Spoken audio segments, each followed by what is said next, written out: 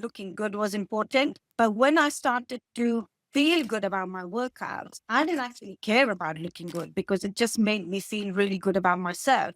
And I think we need to start thinking more about the feeling of everything rather than just the exterior part of it.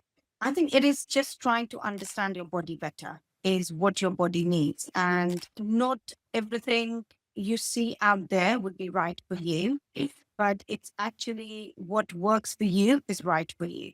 We see everything on social media. Celebrities, they come and they've got like perfect bodies, right? And I get clients coming to me saying, oh, I want that beach body. And my question to them is, what is that beach body mean to you? It has to be, if you are the kind of person who's never been size 6 or 8, you know, what are we trying to show to them? That, it is all about body rather than creating habits which are sustainable and that's going to make you feel better in the long run. Welcome to the 51%, the podcast where we cut through the noise and get back to basics when it comes to women's health. Through expert insights and powerful personal stories, we help you tune into what really matters: your body, your well-being, your life. No one-size-fits-all advice, just real conversations to help you understand your health on your terms. But before we dive in, I've got a quick favor to ask. Please hit subscribe and join the 51% community on our website. It's free and helps us grow, reach more women, and create events that really speak to the health and wealth challenges we all face. And finally, just so you know, everything shared is for information only. It's not medical or financial advice, and always speak to a qualified expert for support that's right for you. Darpan, welcome to the podcast. It's great to have you on. Thank you for joining me today. Could you please introduce yourself, talk a little bit about who you are, what you do, and your journey to where you are now? That would be great. Thank you so much. Amazing. Thank you for having me here. So I'm Darpan. I'm a qualified personal trainer and a nutrition coach. And what I do really is bring 3 components of lifestyle together, which is fitness, nutrition, and mindset. And, I know we are probably going to go deeper into it later, but like my aim is to elevate lifestyle. So it's not just about weight loss, it's creating sustainable habits. It's making sure that, fitness and eating well becomes a part of your routine. So that's what I help my clients do. A lot of my workouts are based around strength training. For women, especially as we go through different phases of our life, that becomes really important. So they're very much tailored towards, what an individual goals are. And yeah, my journey kind of started during COVID, and I wasn't the person that I am now. I was very different. I had, my habits were very erratic all over the place. Let's say they weren't very great habits either. And I think COVID was the time when my boys really became my why.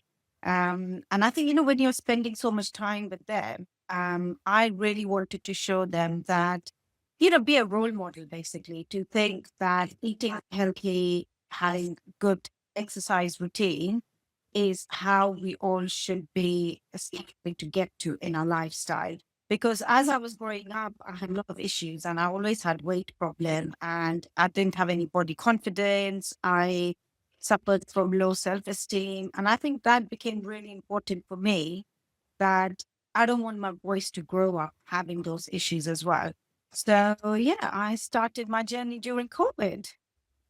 That's great. Thank you for sharing this as well, because once again, especially when I'm speaking to someone from the South Asian community, people don't talk about this and lots of these things aren't shared. So I really appreciate your time and, for sharing your journey in detail like that.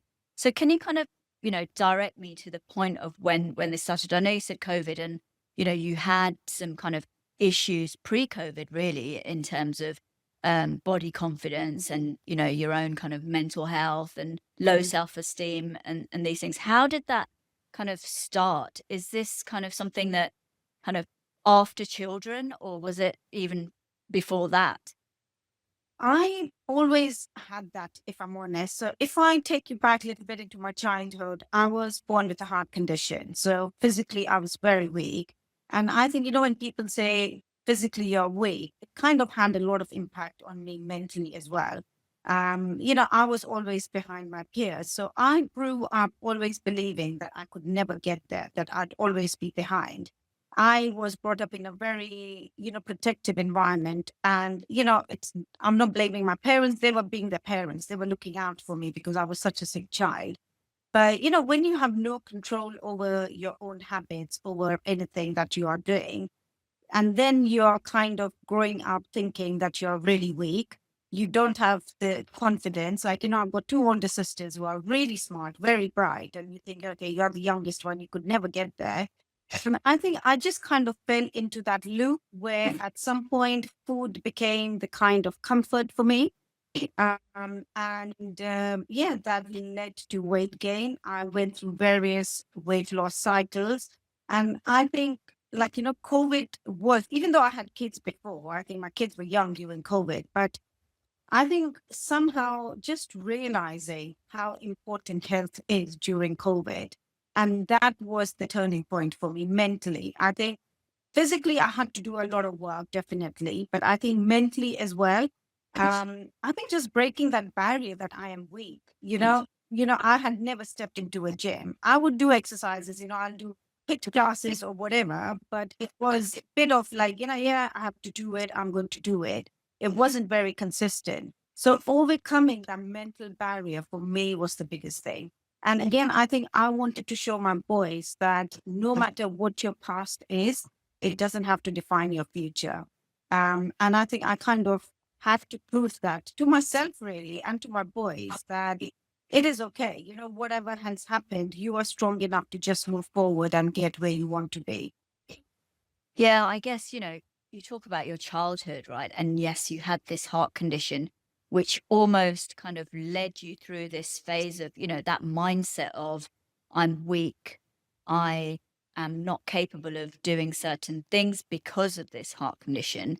Instead of kind of changing that narrative, saying, yes, I have this heart condition, but I can become strong and I can become X, Y, and Z. So it's almost like a huge mindset shift, really. You're telling yourself, it's almost like what you say to yourself, you start believing and then you start Yeah. acting that out, really. I think absolutely. And I think, physically transformation, I think to a certain extent is easier. It's the mental blocks that you need to overcome are much harder. And, just like simple things, like the day I turned around and said to my family, like, Friday evenings always used to be a takeaway night for us. You worked, it used to be a treat. You worked so hard during the week, you deserve a takeaway, and you're sitting there with a glass of wine as well. And I think the first time I said to my family that, look, I don't want to get a takeaway. I'm happy to just eat something. Something simple I make at home.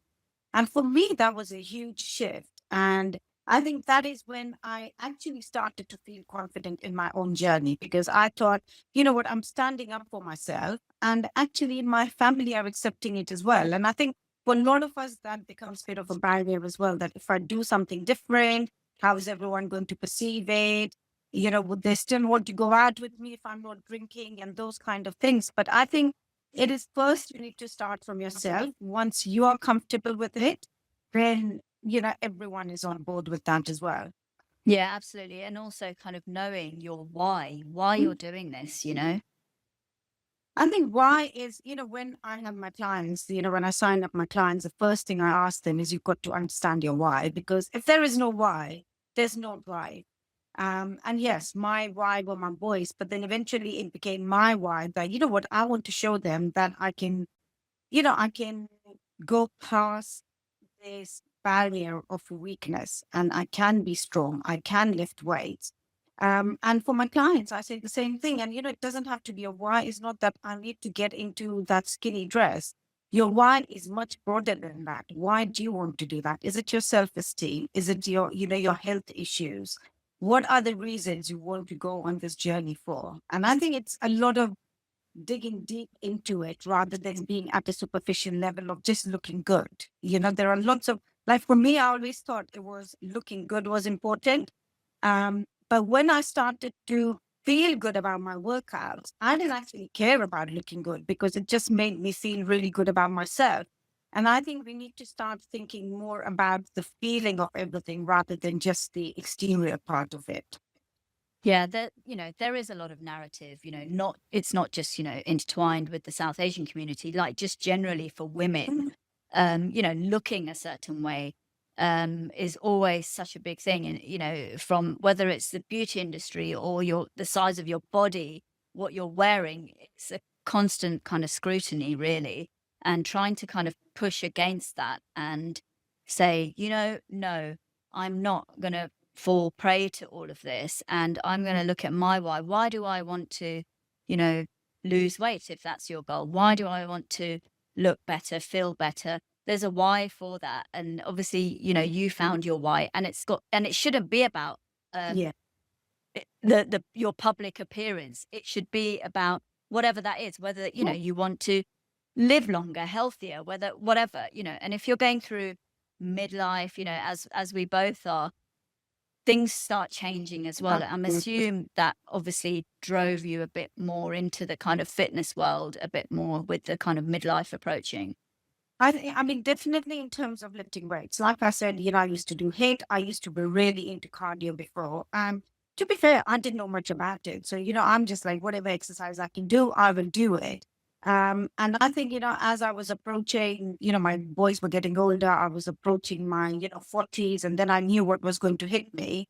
I did some research, and that's when I kind of really started my journey. I, got a personal trainer myself. Then I got like a fitness coach as well. I worked under them.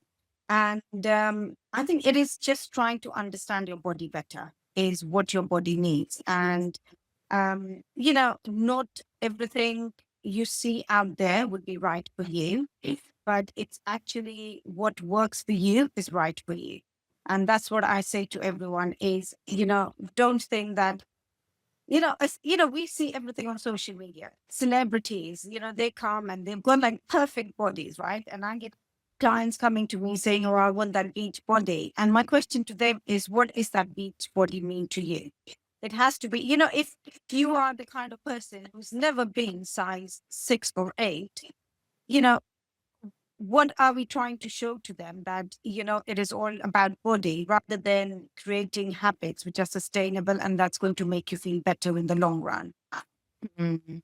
Yeah, more and more, I just keep kind of going on and on about really stripping back and going back to the basics, because it really is about the basics and, of what you're eating, what you're putting on your plate, and sleep, movement, fitness, these basic principles, and obviously, socializing, being around people that really make you laugh, uplift you, not the people that make you feel like crap, really.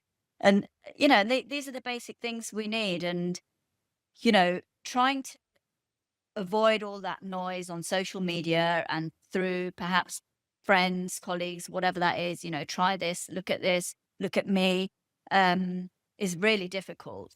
But once you do that, you'll feel kind of really free and able to do what works for you, and you'll be Yeah, comfortable with that, I guess. I think absolutely. I think what we need to understand that we just need to stay in our lane. That's what I say to all my clients. Stay in your lane because what works for one person wouldn't necessarily be right for you. And I've experienced a lot of things. When I was going through this, when I didn't do my qualification, I used to literally try everything that I would see out there. I'm like, oh yeah, this has worked for this person. Let me do like, intermittent fasting or keto diet. And I've even done Weight Watchers and all those things. And I'm not here to say one is right, one is wrong. What I'm trying to say to people is, first of all, give yourself time to see whether it's making a difference. We are so impatient. We want results overnight. It took me good 2 years to get to where I wanted to get to. And I think that was one big thing I had to do is just be patient. And it is so hard to be patient because I am generally a very impatient person. I used to be a project manager in the past. I was very result oriented. And I'm like, but I'm not getting any results. Why am I doing all these things?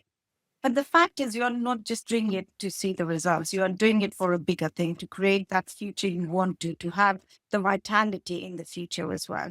And like you said, I think it is little tweaks we need to make, just a little bit more movement, being careful of what we are eating. and lifestyle changes. And I think I kind of brought a little bit into my everyday life rather than just being too overwhelmed by it. And I think, yeah, that worked for me. And I think, do what works for you. That is the best plan for you. Yeah.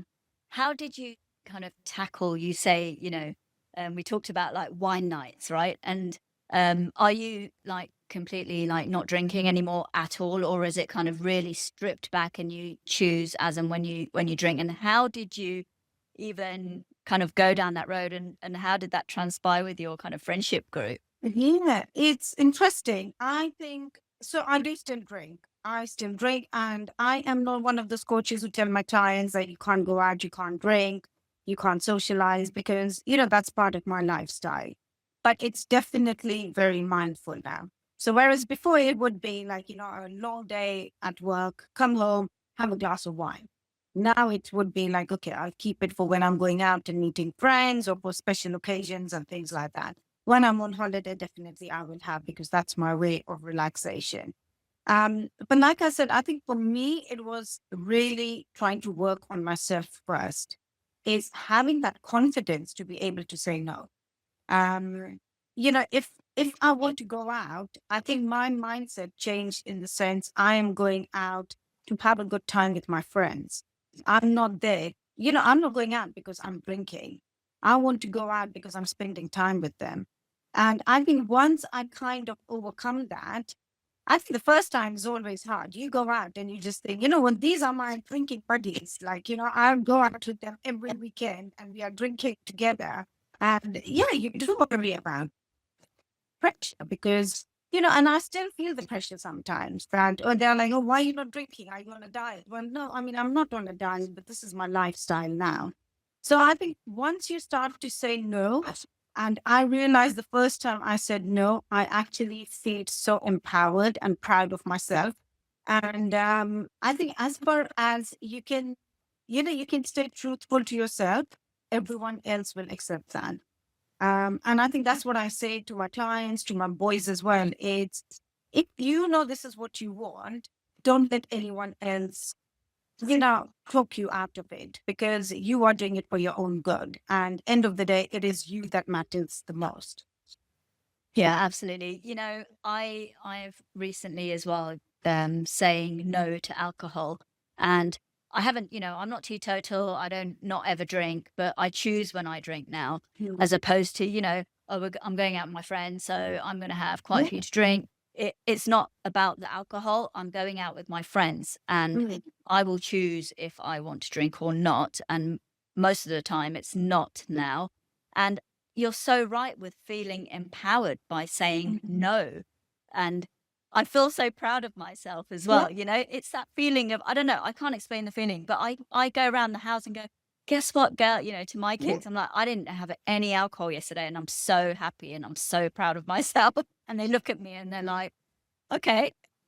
It's like being in control. Like Yeah.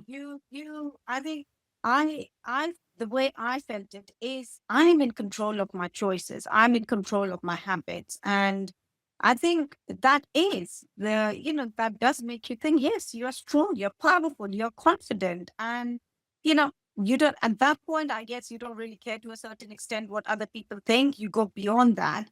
And like you think, well, if they're my friends, they're going to accept me the way I am. And guess what? I still have all those friends. So, Yeah. I think we all go through that and it's very natural. It's human nature, right? It's like peer pressure, as we say. In school, we felt it. In adulthood, we feel it. And to be honest with you, there are times when I feel it, maybe not for alcohol, but for something else.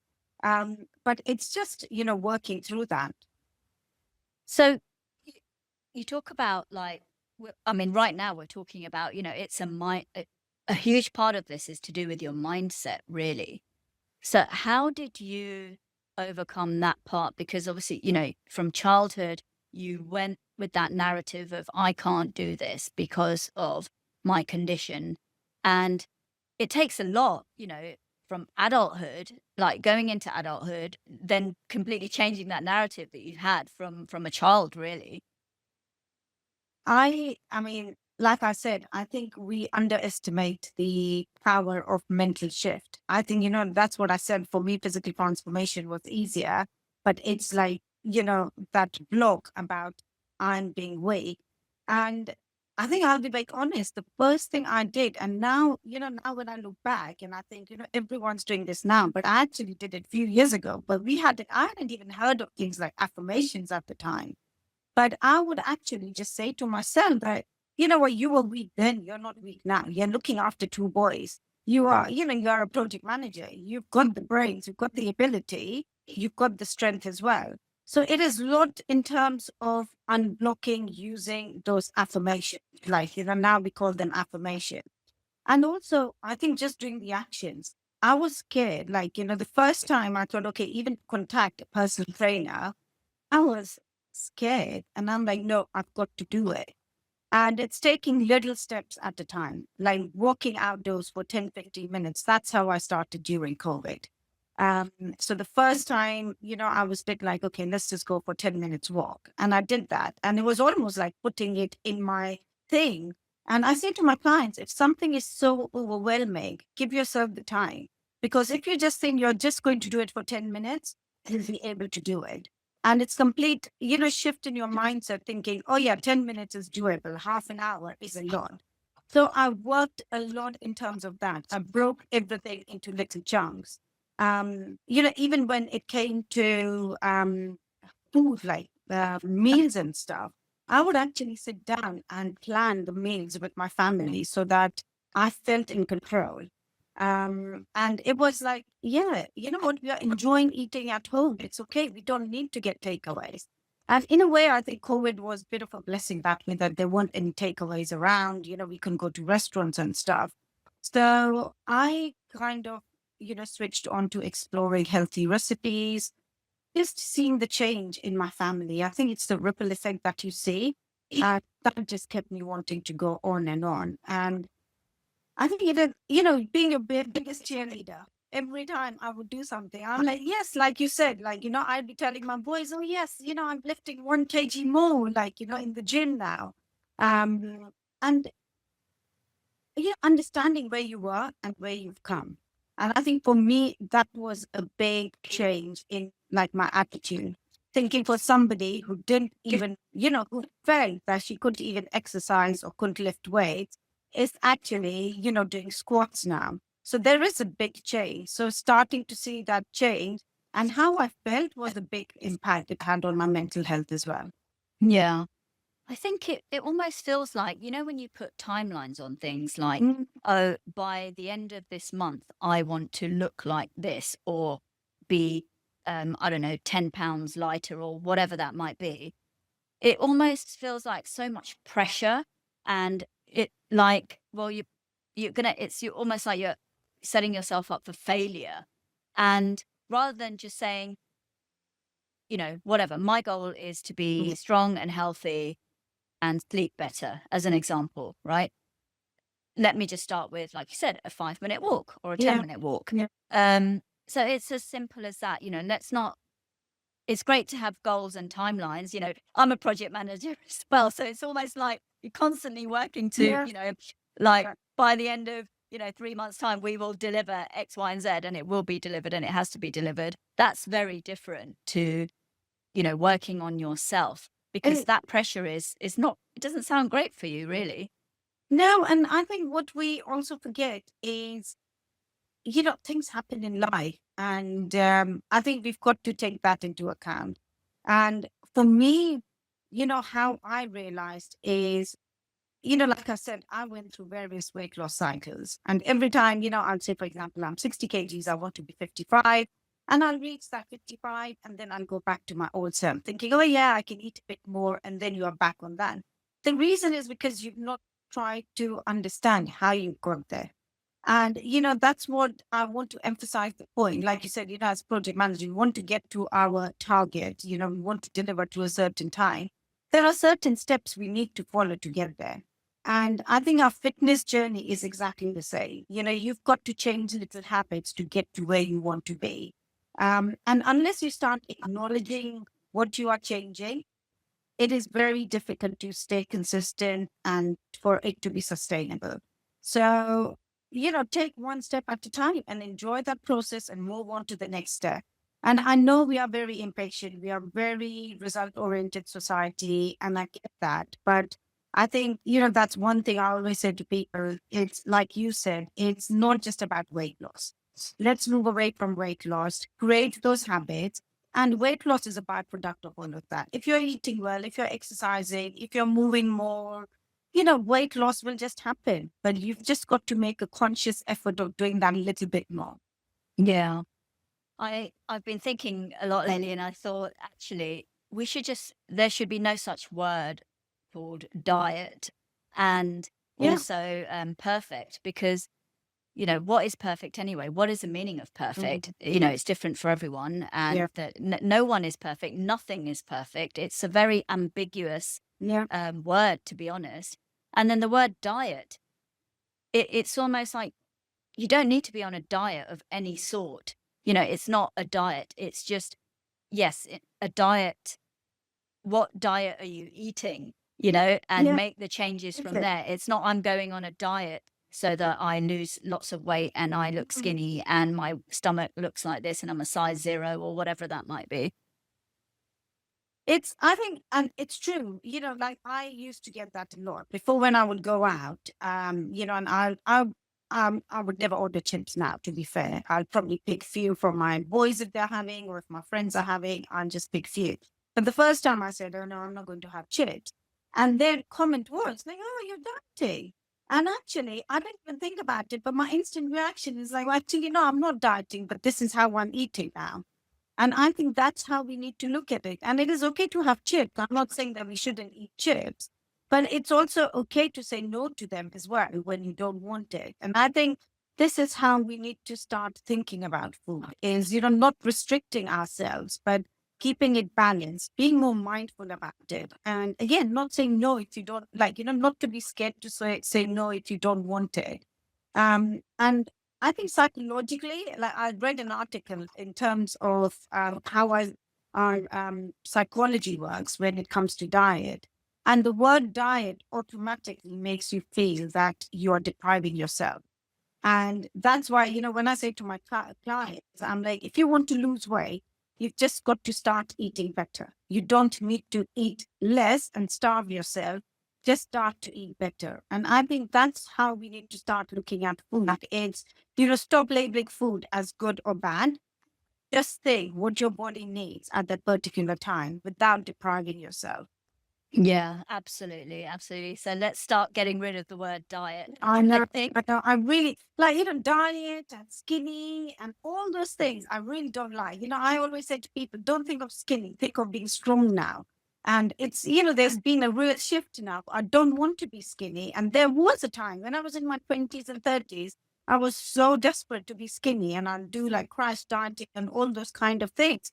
And now I'm like, no, it's fine. I'm not the skinniest person and I don't want to be skinny. I want to be strong. So Yeah. having that mindset shift as well was huge for me. How did the kind of, you talk about in your 20s and stuff, you wanted to be skinnier and lose weight and things like that. How do cultural expectations tie in with that, with the body image and kind of breaking free from that? Because I'm assuming, with certain cultures, it's a case of if you look a certain way or even from the color of your skin, like if you're slightly darker, then people expect you to be, light, with South Asians, it's almost like, the lighter your skin, the prettier you are, and all these kind of cultural expectations. How did that impact you growing up? Because, you say you had this heart condition and it affected you in certain ways. And I don't know, correct me if I'm wrong, did that affect your body size? But I actually, you actually mentioned that you started eating more just because you didn't know what else to do. Yeah, I think it was a vicious circle. I started eating more because of, I think, body shaming was there, unfortunately. And I think now, this is, we are talking about a few years ago. Now I think people are probably a bit more discreet, politically incorrect to call somebody fat or whatever. But in those days, like even my friends, they would say, "Oh, you put on a bit of weight." Oh, yeah, well, maybe that, that poop is not looking good on you, that kind of things. Um, and I think my mom and my sisters, and again, I'm not blaming them because this is what all it was. They would always give me ideas of losing weight. It's like, yeah, you need to go for aerobics classes, you need to start going for walks. And it's been like, yeah, but for me, it was like, I can't do any of that. At one point, you've told me that I can't even walk 100 meters. And now you're telling me that I can exercise because now that I'm feeling better and I'm growing older. So I think there was a lot of conflict. And that was a big reason why I lacked body confidence. Um, and I think culturally, I think it's probably, I don't know if it's culturally, to be honest. I think maybe, yeah, I think my friends were very like, they were quite blunt about it. In a way, would you like your friends to be blunt? I guess so. But in those days, I didn't want them to. Um, then yeah, family as well. And there is that expectation, right? That if you're not a certain size, or how are you going to find a boy? And and then when you get married and you put on weight, then you're like, oh, you're going to have problems conceiving now. So there's always those issues. And I think by the time you start dealing with those kind of issues, you're in such a deep hole yourself that it is really hard to bring yourself out of it. Yeah. I mean, and look, you completely transformed your mindset, and it started with the mindset, and your why. You want, you figured out your why and made this transformation. What advice would you give really for women that, want to eat healthier, want to sleep better, forget the diets, forget the let's go to size 0 or size 6, whatever it is, you know, you just want to feel better and you want to, be healthier really for whatever reason. What's your advice from making that kind of transformation?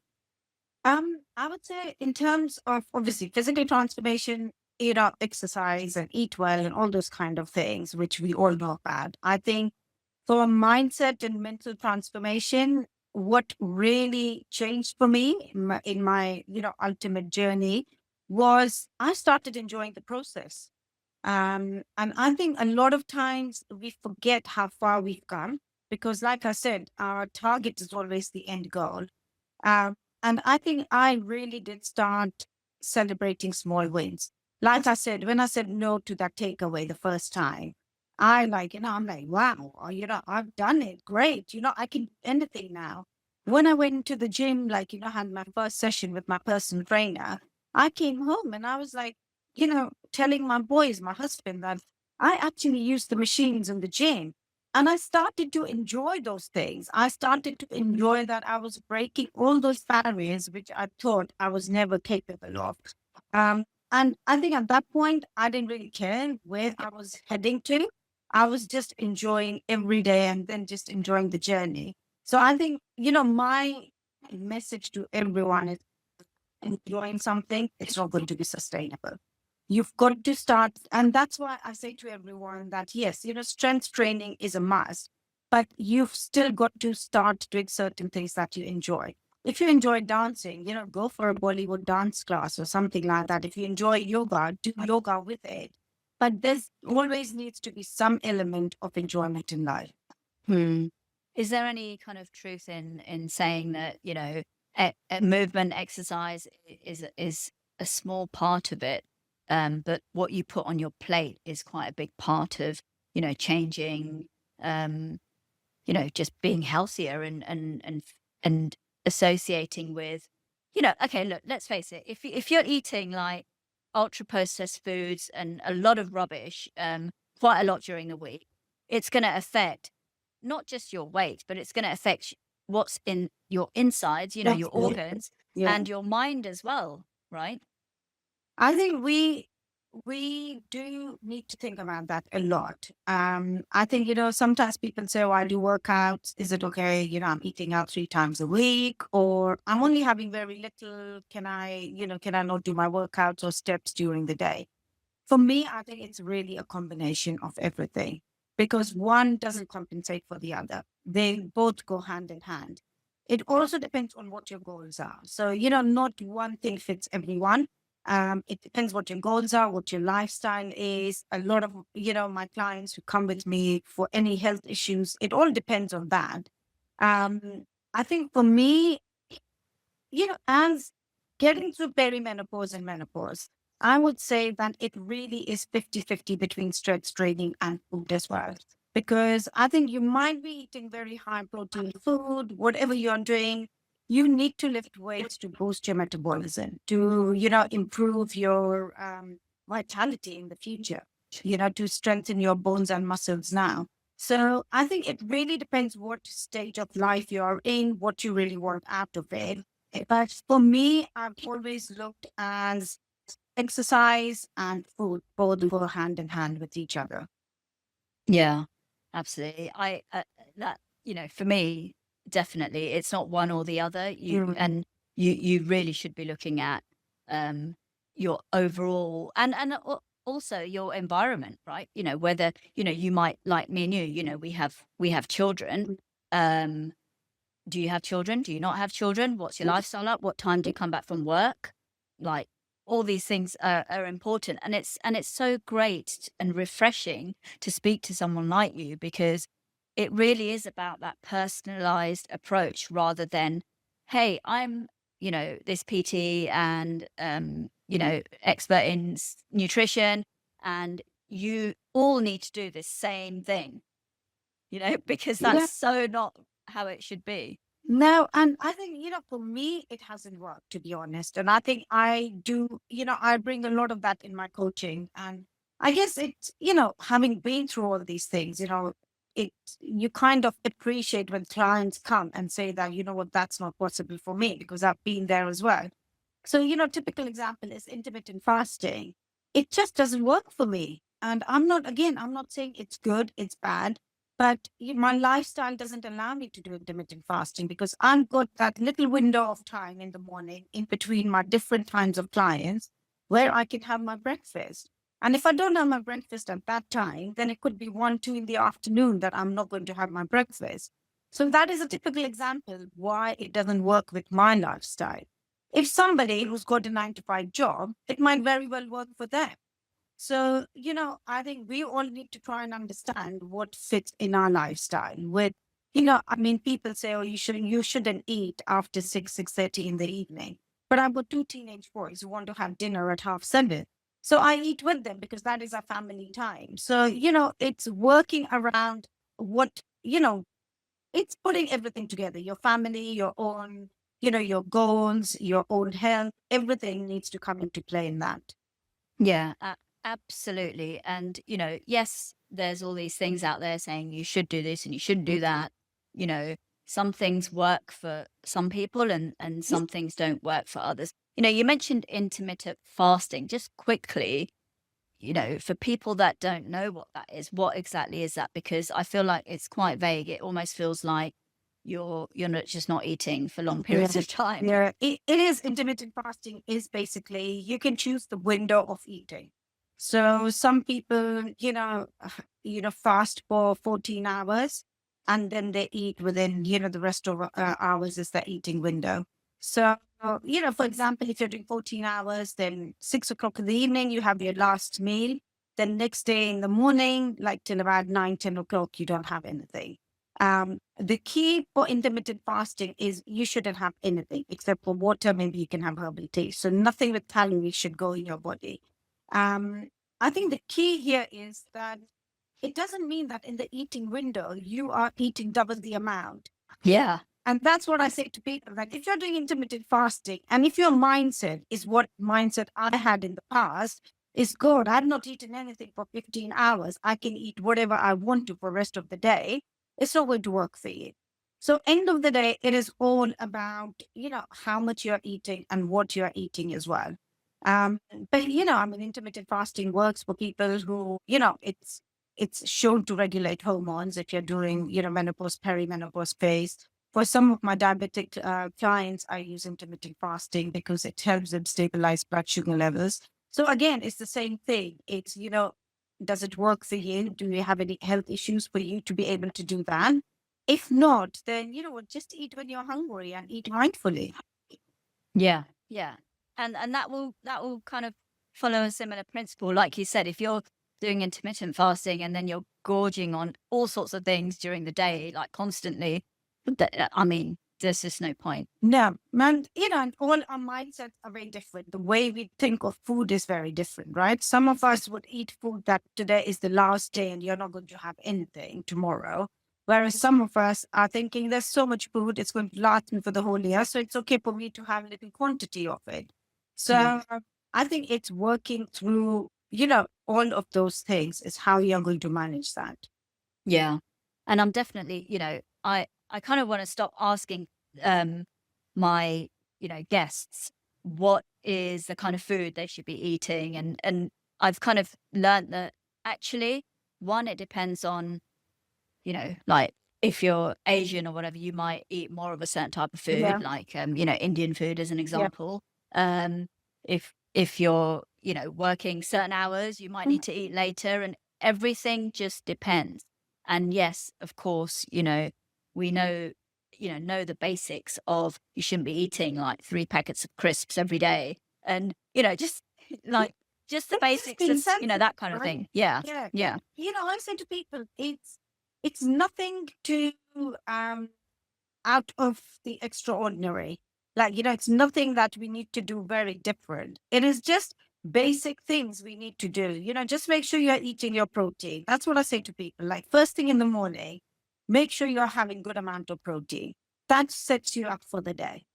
And if you're eating good amount of protein, if you're having your fruits, vegetables, and everything, you're pretty much doing okay. And then if you're chopping it down with a biscuit or a little bit of crisps here and there, that's okay too. yeah, yeah.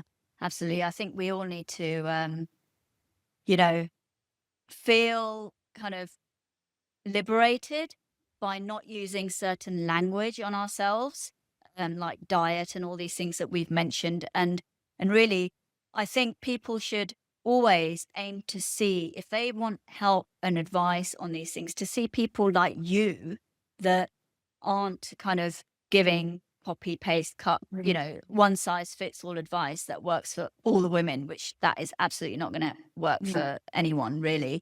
And it's really you look at people individually, and I think that is the key. Whatever you want to do with your health and lifestyle and well-being, don't copy anyone else. Yeah, absolutely. Absolutely. It's like, we are all individuals, right? And we need to treat ourselves as individuals.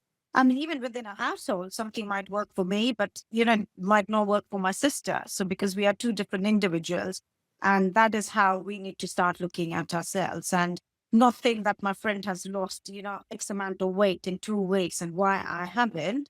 It's, your bodies are different, your metabolism is different, your lifestyle is different. So just stick to what you know about yourself. Yeah, that's brilliant. Darpan, thank you so much for being on the podcast and sharing all your insights, and also sharing a little bit about your journey. It's been a pleasure to have you on. Thank you very much for having me. It was lovely to be here. Thank you. Thank you.